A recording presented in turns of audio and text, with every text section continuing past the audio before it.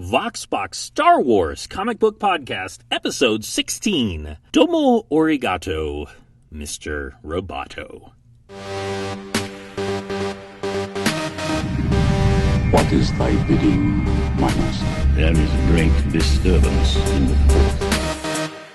The Vox Box Star Wars Podcast. Your source for Star Wars comics, news, and more. And now your host, Michael Corley.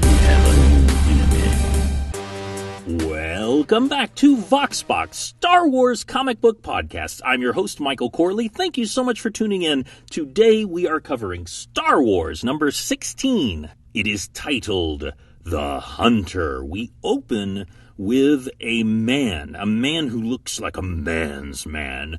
I think the closest representation that you'd see in comics is Nick Fury, except without the eye patch. He's got the brown hair and the dusting of white on the sides, and he just looks like someone who's been through hell and back. His name is Valance, and he is a leader of a band of galactic mercenaries. They are all bounty hunters, and yet no one at this location has a price on their head. He pays for the raid himself. They are coming in hard and fast, and he's destroying all of the droids. In fact, Valance has an incredible hatred of droids. One of them, who looks very much like C-3PO, says, "Good grief, there must be some error. This facility is neutral. Even the Empire..." And Valance cuts him off with a "shut up, junk," and blasts him to pieces. They make their way through, and finally to their objective. Their objective is a medical station. The medical station has an old man, a dying old man, who is in delirium. He is speaking, "My lightsaber, good, bring it, then Don Quixote is ready." This is a very intense scene. Don Quixote, the last time we saw him, was old, but spry and fighting for justice. Now, years have passed, and the old man has fallen ill and is dying. He is talking in his delirium, saying, "Ready to fight again, Han Solo? What a team we were, your Wookiee, lovely Amazia Jackson, and of course the boy and his droid." Valance's crew hear this, and they pass it along to Valance. As they take off, they leave charges that destroy the entire facility. And that leads them to a certain green rabbit. It is Jackson, the 6-foot-tall, carnivorous green rabbit. He has teamed up with Amazia. They are ending the night after some sort of mission, and he's saying, "You sure you won't change your mind, Amazia?" She's saying, "No thanks, Jax. The high life on those backwater worlds can get pretty low. I'll oversee the ship's refueling. Don't get your ears burned." But as Jackson heads out to the nightlife, he is suddenly hit by an electro net. He wakes up upside down, surrounded by Valance's crew.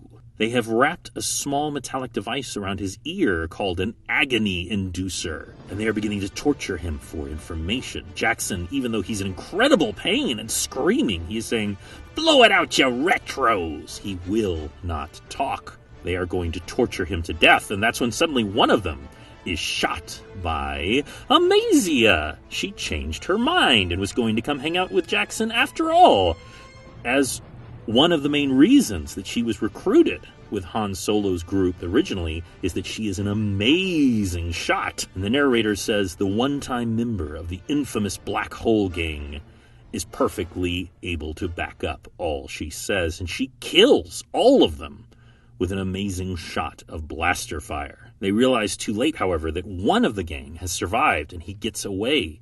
They realize that they have got to go and warn the other Starhoppers. They go back to Aduba 3, where they originally all teamed up. Amazia and Jackson are on his ship, which, by the way, is called the Rabbit's Foot. Of course it is. They meet the Starkiller Kid. The funny thing is, though, years have passed. He's no longer a kid. He's a young man. And he has married Mary. Mary was the woman that Han Solo had originally saved and was the daughter of the village leader.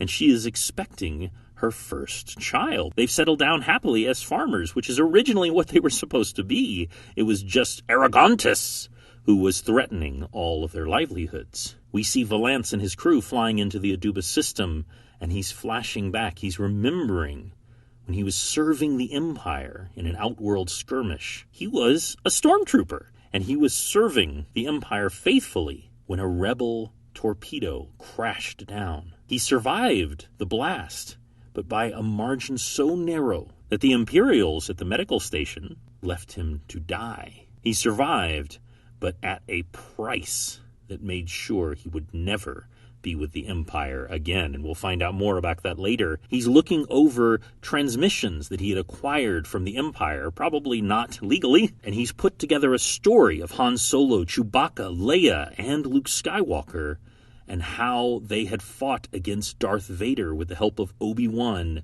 and also 2 droids who he hates. A little moment, I'll share this picture on the website, voxboxpodcast.com. Vader's wearing pants. There's no other way to put it. He's wearing slacks, and it's just kind of funny. These things happen in comics once in a while, and it gave me a giggle. As they come into the system, suddenly they realize they're under attack. Valance has them veer off just in time. It is the Rabbit's Foot. Jackson and Amazia are trying to shoot down Valance's ship. However, it is heavily armored and filled with weapons. Only the modifications that Jackson made to his ship kept it from being destroyed instantly, but as it was forced to land.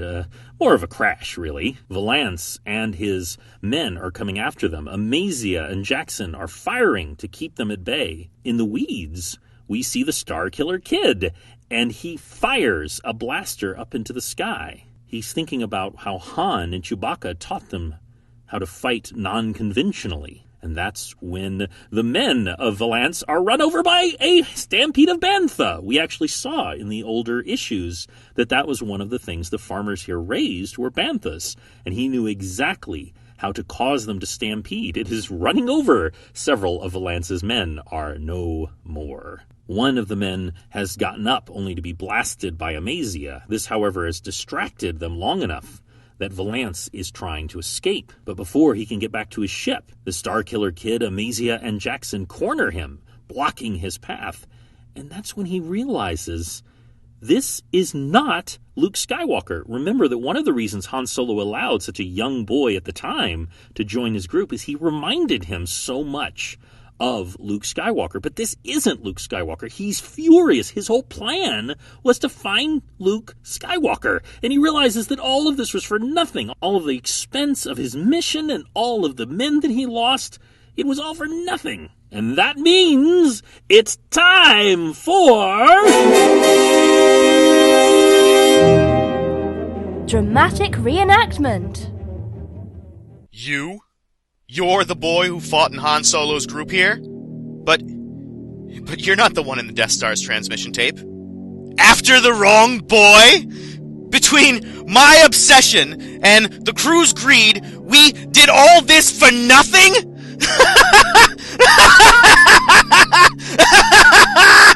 Enough!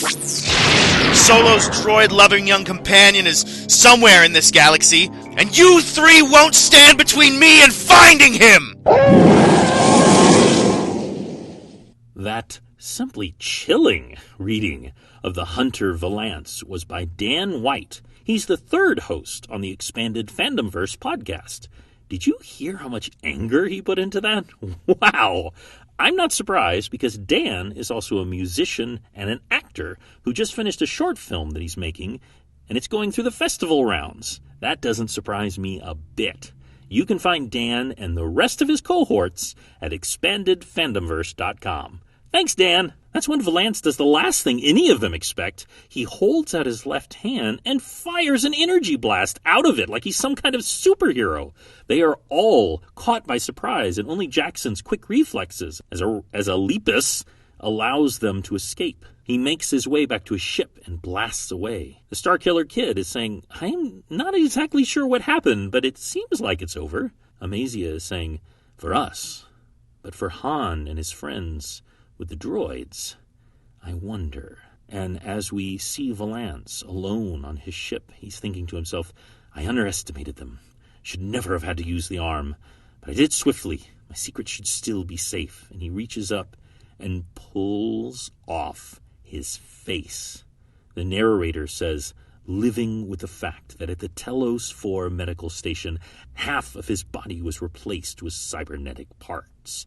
Terrible, for being a cyborg only makes Vance more determined that the hunt shall go on. And that ends Star Wars number 16. What an action-packed episode. And what a great way to call back to those earlier issues with the Star Hoppers and their adventures fighting off Aragontis. You have a wonderful day, and may the Force be with you. You failed, Your Highness. I am a Jedi, like my father before me. So be it, Jedi. Thank you for listening to the Vox Box Star Wars podcast. Join the Vox Box Facebook page to keep up with the community. Have a great day, and may the Force be with you. Hello, my name is Dan White. I am a co-host on the Expanded Fandomverse podcast, and I am reading today from issue 16 of Marvel Star Wars, and I will be portraying the character of Valance.